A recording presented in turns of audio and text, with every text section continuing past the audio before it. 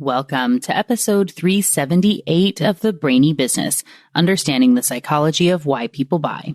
Today's episode is all about selective attention. Ready? Let's get started. You are listening to the Brainy Business Podcast, where we dig into the psychology of why people buy and help you incorporate behavioral economics into your business, making it more brain-friendly. Now here's your host, Melina Palmer. Hello, everyone. My name is Melina Palmer, and I want to welcome you to the Brainy Business Podcast. Today's episode is from the 8-part series I did on all the biases. This one was about our biases for selective attention. We can't focus on everything going on around us all the time, so we have to choose where to give our attention. Of course, it doesn't always serve us well. This episode is essentially a rapid-fire list of all the biases that fall into this category. Not too much detail on anything, just enough so you know a little about each. The reason I chose to refresh this one today is because of my interview this upcoming Friday with my friend Nuala Walsh, who's back to talk about her new book, Tune In: How to Make Smarter Decisions in a Noisy World.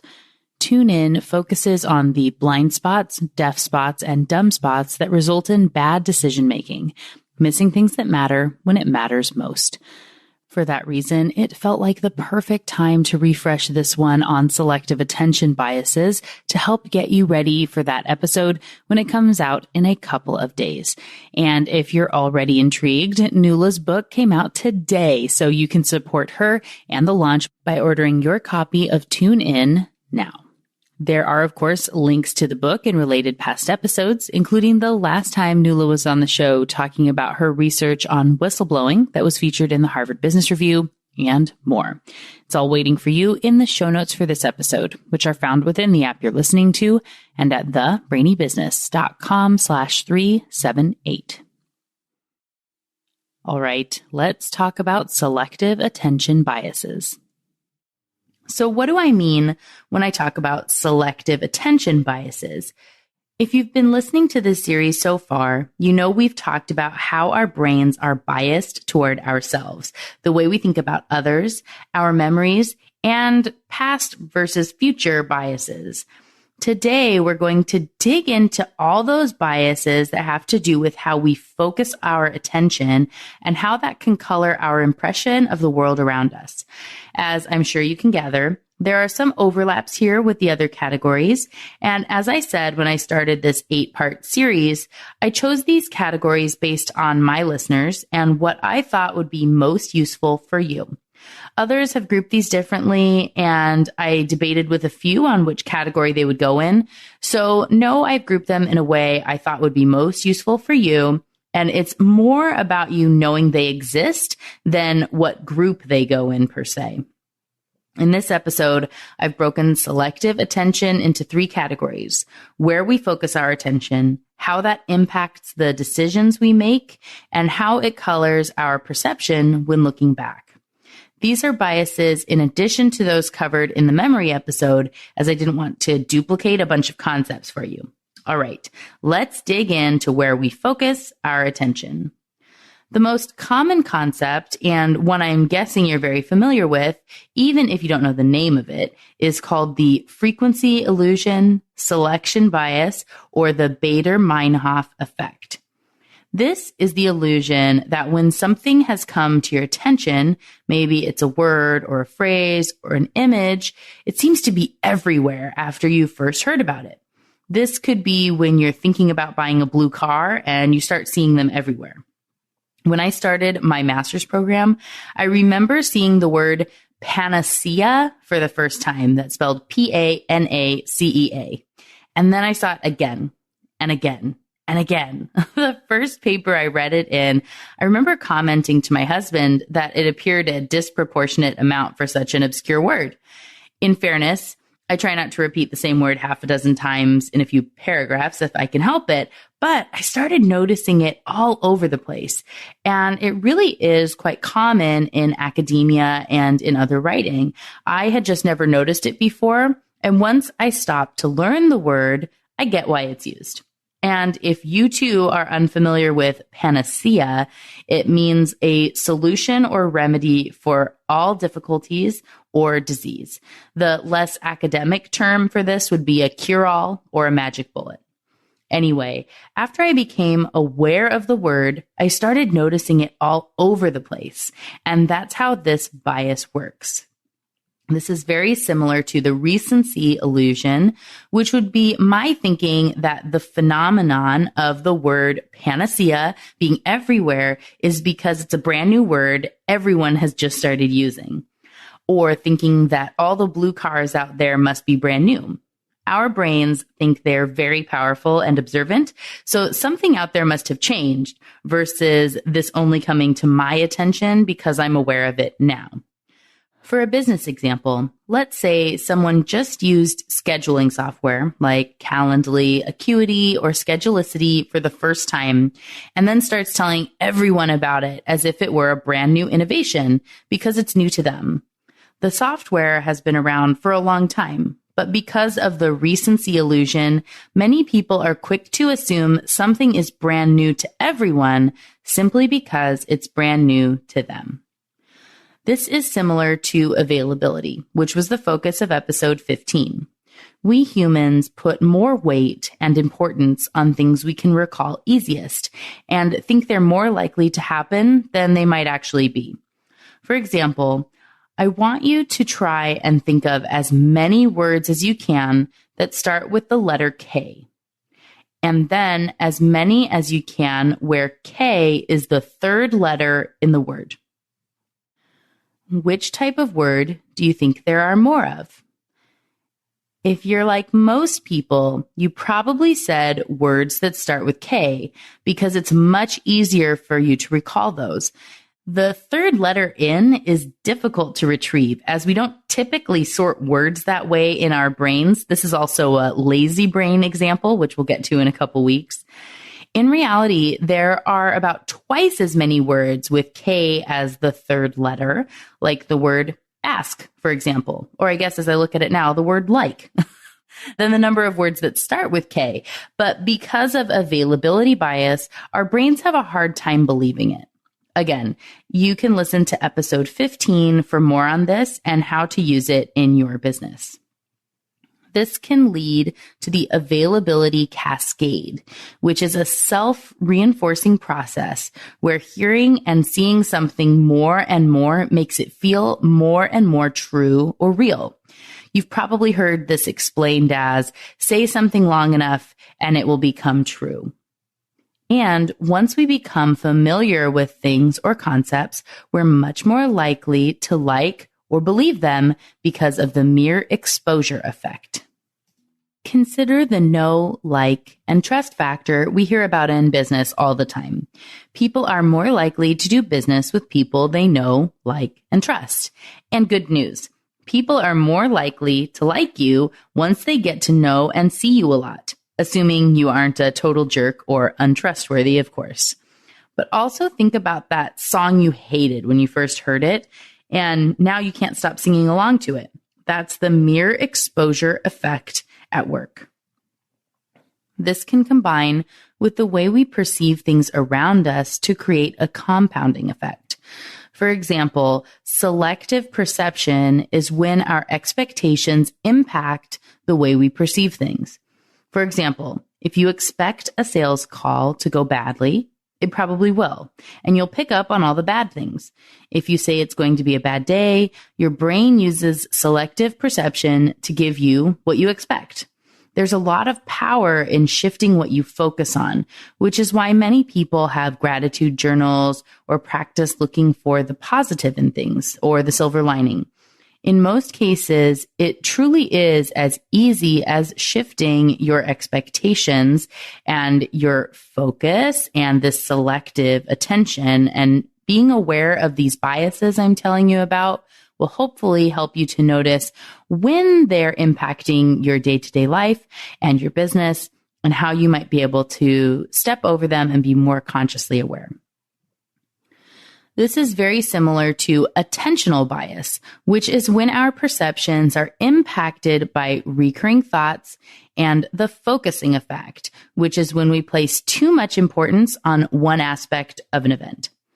Let me give you an example of how this can create a negative spiral at work. If you think that your boss doesn't like you and never gives you a chance, you may focus your thoughts on all the things he might say to belittle whatever you do. A passing glance he makes will put you on edge and wonder what he may have noticed. Is there a stain or a wrinkle in your shirt?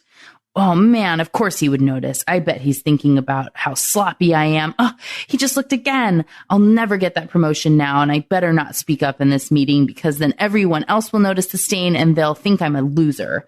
If only they would all just give me a chance to shine, I could show them all. Sound familiar? We all spiral like that from time to time. But did you notice that was all a conversation inside the person's own head?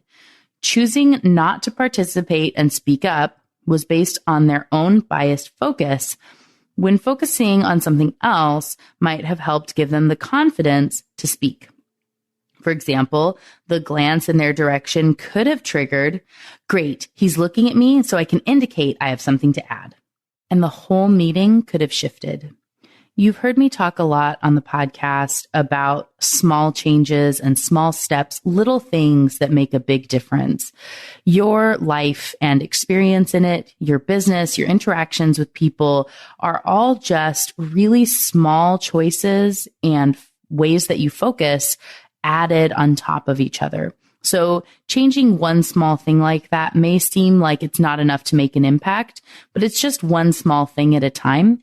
And changing the way that you focus and what you selectively put your attention on can really impact the way that everything goes in a day. I challenge you to test some of these out in your own life and see how you might be able to, one step at a time, make a difference. The next concept I want to tell you about is called the von Restorff effect, where something that sticks out is more likely to be remembered than everything else. I still remember my first review at the credit union. My boss let me know everyone had positive things to say, and she had to beg people to provide some areas to work on. And she finally got someone to provide feedback on a project where I could work on doing better in the next year. And she told me not to focus too much on it because, again, she had to really draw it out of somebody. I don't remember everyone who provided positive comments on that review or what they said, but that area of improvement, you can be darn sure that I remember exactly who said it and the gist of what was said. And like I said, she told me not to focus on it, much like a judge might tell a jury to disregard a comment, but we can't. Our brains don't work that way. So remember that things that stick out and are different are more likely to be disproportionately remembered than everything else. For the positive side, if your company goes out of its way to surprise and delight a customer with something unexpected, it will be much more likely to be remembered than the other run-of-the-mill interactions. I mentioned juries there briefly, and I want you to take a moment and try to remember the O.J. Simpson trial if you watched it when it was on TV. If you didn't, the story is still relevant. I'm not going to get into the innocent or guilty debate or what should or should not have happened, but do you remember the phrase that OJ's lawyer, Johnny Cochran, made famous during that trial? If the gloves don't fit, you must acquit. That was never a rule before, and probably not one that has been said since, but why did it have so much impact? Due to the rhyme as reason effect, we believe statements that rhyme to be more truthful than those that don't. It's ridiculous when you think about it. And I've talked about this on the podcast before in that same episode on availability. Does an apple a day really keep the doctor away? No, but it sure sounds good, which made it easier for all of us to believe. And due to the belief bias, we also base the logical strength of an entire argument on the believability of the conclusion. When people give you reports with a recommendation that seems really logical and easy to believe, you're more likely to think that all the foundation of the argument is logical, even if it isn't.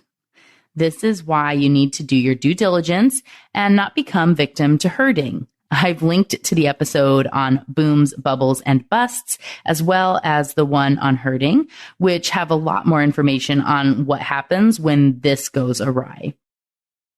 We also tend to think that adding items to make something more specific makes it more likely to happen than a more general situation due to something called conjunction fallacy. Kahneman and Tversky had a great example of this, which I'll read to you now. Linda is 31 years old, single, outspoken, and very bright. She majored in philosophy. As a student, she was deeply concerned with issues of discrimination and social justice, and also participated in anti-nuclear demonstrations. Which is more likely? Linda is a bank teller, or Linda is a bank teller and is active in the feminist movement. What do you think? 85% of those asked chose option 2, that Linda is a bank teller and is active in the feminist movement.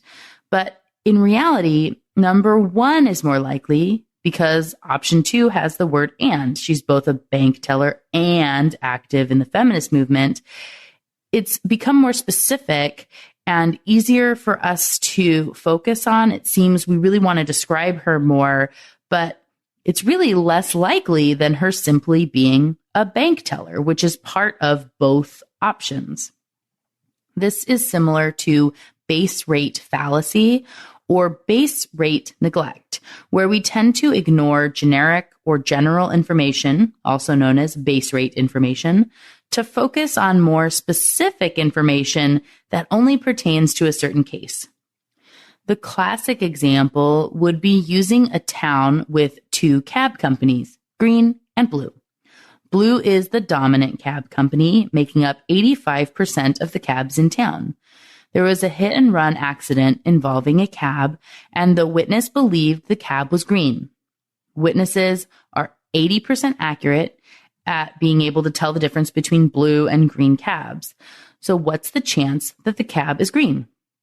Many people would say 80% or something close to it because they ignore the base rate. The chance it was green is actually about 41%. This could have definitely been part of the math is hard bias episode or lazy brain, which is coming in a couple weeks, but I felt it was relevant in the way we think about focus and decision making. And if you have a hard time believing it's truly 41%, even after hearing the explanation of why, that's okay. It's part of what makes us human. These types of calculations are more complex than our lazy brains want to take on most of the time because of all these biases. The last item in this section, which leads nicely into our next category, is called exaggerated expectation. People tend to predict and expect more extreme outcomes than what actually happen. And if you expect a more extreme outcome, it will likely impact the decisions you make, which is the next category of selective attention. Our brains get what they expect, but that doesn't always mean it's the most accurate representation of what happened. For example, because of the Semmelweis reflex, people tend to reject new evidence that contradicts their perspective, paradigm, or expectation. Even when there's overwhelming evidence that goes against what you believe, you'll have a harder time believing it than things that support what you believe to be true. And because of the biases I've already talked about in the episode, you'll be more likely to focus on, remember, and validate those items that support your belief than those that don't. This can also impact scientists or those doing studies, in which case it's called experimenters or expectation bias. This is the tendency for someone to believe, certify, and publish data that aligns with what they expected to see, and to disbelieve, discard, or downgrade the corresponding weightings for data that appear to conflict with those expectations. This can also lead to observer expectancy effect or subject expectancy effect, which is when a researcher unconsciously manipulates an experiment or misinterprets data in order to find what they're looking for. This can, of course, happen outside the lab and occurs in businesses all the time. I tell my clients frequently that it's easy to find the right answer to the wrong question. When we're doing traditional brainstorming and searching for answers about what we expect, we're coloring the results we find. It's best to try and be open-minded and get input from those who disagree with us. Try to poke holes in theories. And it's why researchers go through training to help us be unbiased, because it goes against our natural tendencies. If you want more tips on how to be a better questioner, listen to episode 4, Questions or Answers. This can also lead to illusory correlation, which is when someone will inaccurately perceive a relationship between two unrelated events. One common example of this would be stereotyping, which I talked about in episode 46, on how we look at other people. Someone may think everyone who lives in a certain area is snobby, or who went to a certain school is rude, when those things aren't actually correlated or true. You can see how this kind of attitude can impact the workplace if someone thinks incorrectly about groups of customers or potential customers.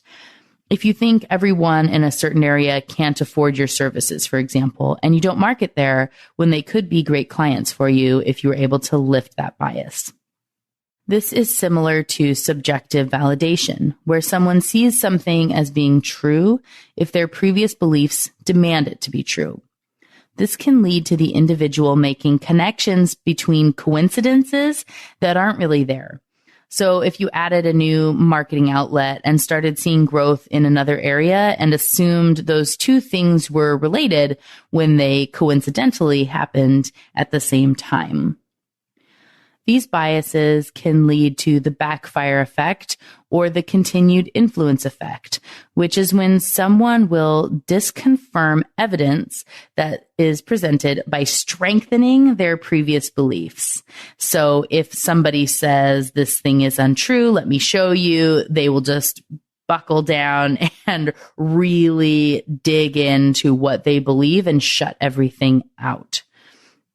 We also suffer from confirmation bias, which is when we search for, interpret, remember, or focus on information that confirms our preconceptions.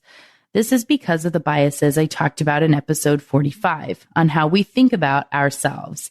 Our brains are trained to believe we are the smartest and that we have a complete and accurate picture of everything around us. So anything that's being said or that shows differently than what we expected to see or what we've seen before, it must be wrong. It can't be us. It must be the information. And if I dig a little deeper, I'll find the thing that proves what I'm trying to prove and find. And that's really just not how the world works. The size of the space being searched can also cause a researcher to observe something that seems statistically significant, but that actually wouldn't be if the parameters had been set correctly because of the look elsewhere effect. This is similar to congruencies bias, where a researcher will directly test their hypothesis instead of testing possible alternatives. Think about this in a business perspective. So if you're trying to determine if Facebook advertising works, and so you go to a bunch of people who you know have had success with Facebook advertising, and you ask them about it, and you also ask people who sell Facebook advertising, and you watch a bunch of videos about how Facebook advertising works, you're going to have a biased perspective on whether it works or not.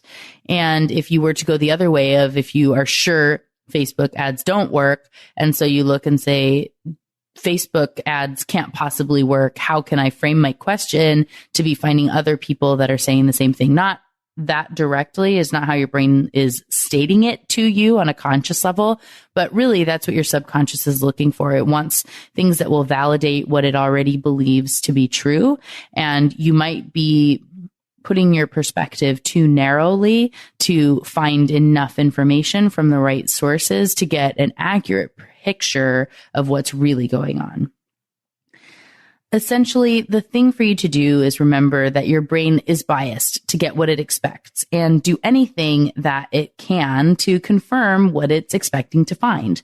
If left to its own devices, your brain is biased to confirm what it thinks it already knows. And the same thing goes for everyone around you.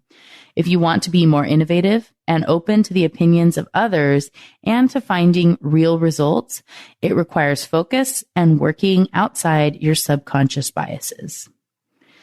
The last two biases in this section are information bias, which is when we keep seeking more and more information, even when it can't affect our actions.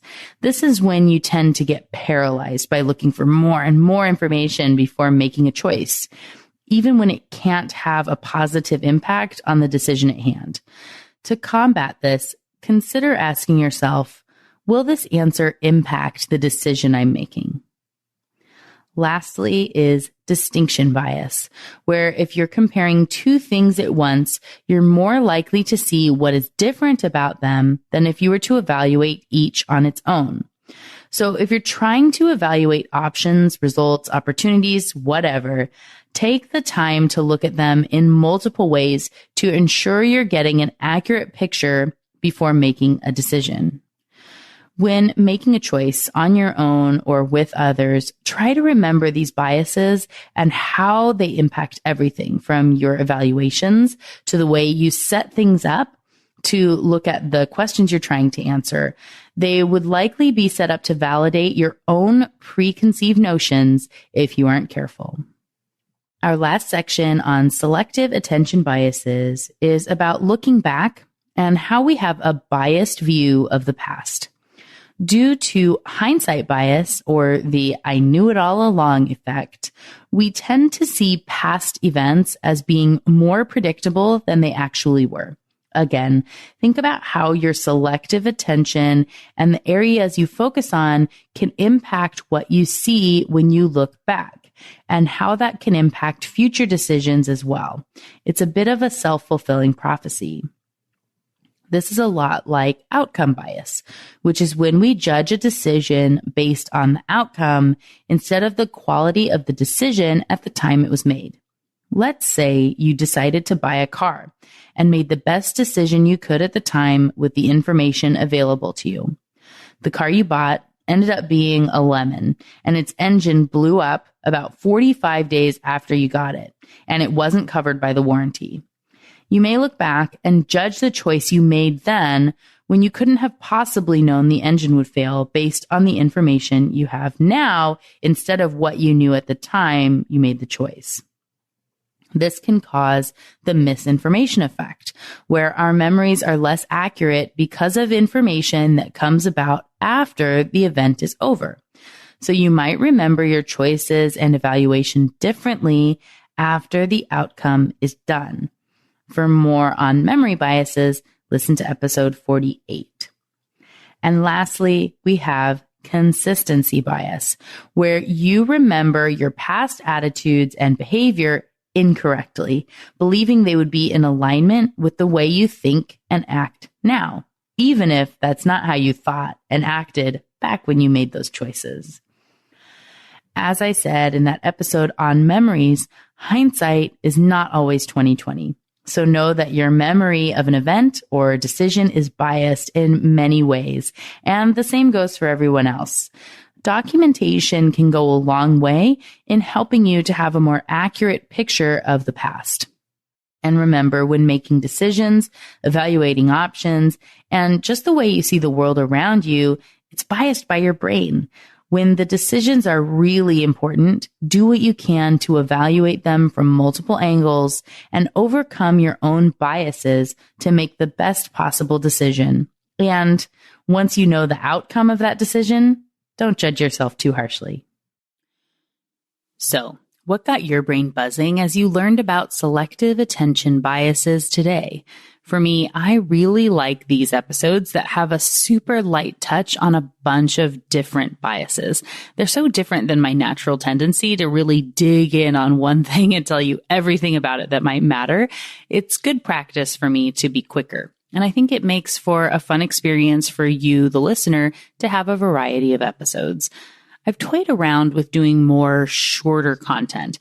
Not sure if that would be short little Brainy Bites episodes in audio format, maybe Reels or YouTube Shorts, or even just short videos on YouTube or LinkedIn.